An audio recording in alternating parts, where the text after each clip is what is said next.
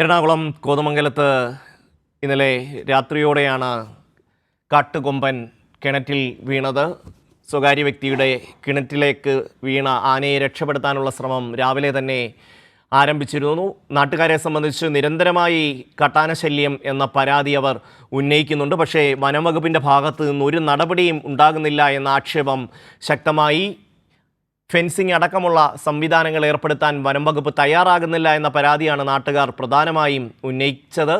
എന്തായാലും കിണറ്റിൽ വീണ ആനയ്ക്ക് വലിയ പരിക്കൊന്നും ഏറ്റില്ല എന്നുള്ളതാണ് ഏറ്റവും പ്രധാനപ്പെട്ട കാര്യം. ഇപ്പോൾ JCB അടക്കം കൊണ്ടുവന്ന് കിണറിൻ്റെ ഒരു വശം ഇടിച്ചിട്ടാണ് ആനയെ കരയിലേക്ക് എത്തിച്ചിരിക്കുന്നത്. പക്ഷേ ഈ പ്രദേശത്ത് കാട്ടാനശല്യം രൂക്ഷമാണ്. ഉമേഷ് ചേരുകയാണ്. ഉമേഷ്, അങ്ങനെ കിണറ്റിൽ വീണ കൊമ്പൻ കരയിലെത്തിയിരിക്കുന്നു, വിവരങ്ങൾ.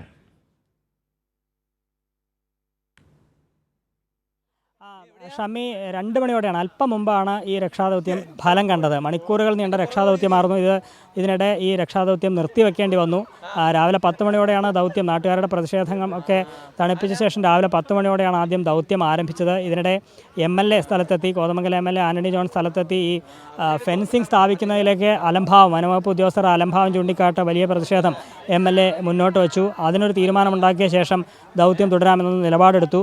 പിന്നീട് ജില്ലാ കളക്ടർ തന്നെ നേരിട്ട് സ്ഥലത്തെത്തി MLAയുമായി സംസാരിച്ച ശേഷം ഈ സോളാർ ഫെൻസിംഗ് അടക്കം സമയബന്ധിതമായി പൂർത്തിയാക്കാം എന്ന് കളക്ടർ ഉറപ്പ് നൽകിയതിൻ്റെ അടിസ്ഥാനത്തിലാണ് ദൗത്യം പുനരാരംഭിച്ചത്. ഈ 12 മണിയോടെ പുനരാരംഭിച്ച ദൗത്യം ഇപ്പോൾ 2 മണിക്കൂറിന് ശേഷം ഫലം കണ്ടിരിക്കുന്നു. 2 മണിയോടെയാണ് ആന പുറത്തേക്ക് ഇറങ്ങിയത്. ഈ വനംവകുപ്പ് ഉദ്യോഗസ്ഥരുടെയും പോലീസിൻ്റെയും നേതൃത്വത്തിൽ, നാട്ടുകാരുടെയും ഒക്കെ നേതൃത്വത്തിൽ കിണറിൻ്റെ ഒരു ഭാഗം ഇടിച്ച് പാതയൊരുക്കി. ഈ കിണറിൻ്റെ എത്രത്തോളം ആഴത്തിലാണോ ആന നിന്നിരുന്നത് അതുവരെയും കിണറിൻ്റെ ഒരു ഭാഗം ഇടിച്ച് ആനയ്ക്ക് സ്വയം കയറി വരാവുന്ന തരത്തിൽ ആ പാതയൊരുക്കിയാണ് ആനയെ പുറത്തേക്ക് എത്തിച്ചത്. ഏറെ നേരം പണിപ്പെടേണ്ടി വന്നു.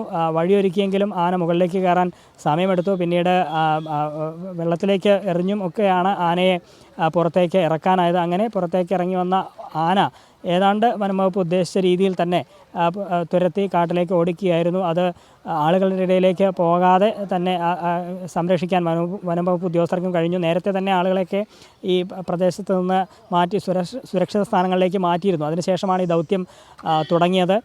അങ്ങനെ മുകളിലേക്ക് ആന കയറി എന്ന് കണ്ടയുടൻ പടക്കം പൊട്ടിച്ച് ആനയെ വനത്തിലേക്ക് തുരത്തുകയായിരുന്നു. ഇതിൻ്റെ ഏതാണ്ട് 800 മീറ്റർ അപ്പുറം, 1 കിലോമീറ്ററിൽ താഴെ ദൂരം മാത്രമേ ഉള്ളൂ വനത്തിലേക്കെന്നാണ് ഇവിടെയുള്ളവരൊക്കെ പറഞ്ഞത്. നേരത്തെ DFOയും അത് തന്നെയാണ് പറഞ്ഞത്. അങ്ങനെ പടക്കം പൊട്ടിച്ച് ആ വനത്തിലേക്ക് തന്നെ ആനയെ ഇപ്പോൾ തുരത്തി വിട്ടിരിക്കുകയാണ്. അതിൻ്റെ ആരോഗ്യാവസ്ഥ സംബന്ധിച്ചൊക്കെ ആശങ്ക ഉണ്ടായിരുന്നു. ഇത്രയും മണിക്കൂറുകൾ സമയം അത് വെള്ളത്തിൽ കിടന്നതാണ്. ആ കഷ്ടിച്ച് നിൽക്കാവുന്ന സ്ഥലത്ത് അത് ഒതുങ്ങിക്കൂടിയതാണ്. നിരന്തരമായി കാട്ടാനശല്യം ഈ പ്രദേശത്ത് രൂക്ഷമാണ് എന്നുള്ളതാണ് നാട്ടുകാരുടെ പ്രധാനപ്പെട്ട പരാതി. വീട്ടുകാരുടെ കുടിവെള്ള സ്രോതസ്സായിരുന്ന കിണറ്റിലേക്കാണ് ഈ ആന വീണത്. പക്ഷേ ആനയ്ക്ക് കാര്യമായ പരിക്കൊന്നും സംഭവിച്ചില്ല. ഏതാണ്ട് 1.5 വരെ ഈ കാട്ടുകൊമ്പൻ കിണറ്റിനുള്ളിൽ തന്നെ കിടക്കേണ്ടി വന്നു. നിൽക്കാനുള്ള സൗകര്യത്തിന് ഉമേഷ് ചേരുകയാണ്. ഉമേഷ്, ആനയെ കരയ്ക്ക് എത്തിച്ചിരിക്കുന്നു. കരയിൽ കയറിയ ഉടൻ തന്നെ കാട്ടിലേക്ക് വളരെ വേഗത്തിൽ നീങ്ങിപ്പോകുന്ന ആ കാട്ടാനയുടെ ദൃശ്യങ്ങൾ നമുക്ക് കാണാൻ കഴിയുന്നുണ്ട്. വലിയ കുഴപ്പത്തിനൊന്നും നിൽക്കാതെ അവൻ പെട്ടെന്ന് തന്നെ കാട്ടിലേക്ക് മടങ്ങുകയാണ് ഉണ്ടായത്. ഉമേഷ്. അതെ, അത് ഉദ്ദേശിച്ച രീതിയിൽ തന്നെ അത് വനത്തിലേക്ക് പോയി എന്നുള്ളതാണ്. വനംവകുപ്പ് ഉദ്യോഗസ്ഥർ ആ ജാഗ്രത പുലർത്തിയിരുന്നു. കാരണം ഇതിൻ്റെ ഈ ആന ഓടിയതിൻ്റെ നേരെ എതിർഭാഗത്ത് മുഴുവൻ വീടുകളാണ്. അത് നിബിഡമായ പ്രദേശമാണ്. ആളുകളൊക്കെ തിങ്ങിപ്പാർക്കുന്ന ഒരു ഭാഗമാണ് ഇതിൻ്റെ ഒരു വശം, കിണറിൻ്റെ ഒരു ഭാഗം എന്ന് പറയുന്നത്. മറ്റ് വശത്തേക്ക് പോയാലാണ് നേരെ വനത്തിലേക്ക് എത്തുക. ആ ഉദ്ദേശിച്ച രീതിയിൽ പടക്കം പൊട്ടിച്ച് തുരത്തി വനത്തിലേക്ക് തന്നെ ആനയെ ഓടിക്കാൻ കഴിഞ്ഞിട്ടുണ്ട് എന്നുള്ളതാണ് ഏറ്റവും ആശ്വാസകരമായ കാര്യം. പക്ഷേ അതിനേറെ പണിപ്പെടേണ്ടി വന്നു.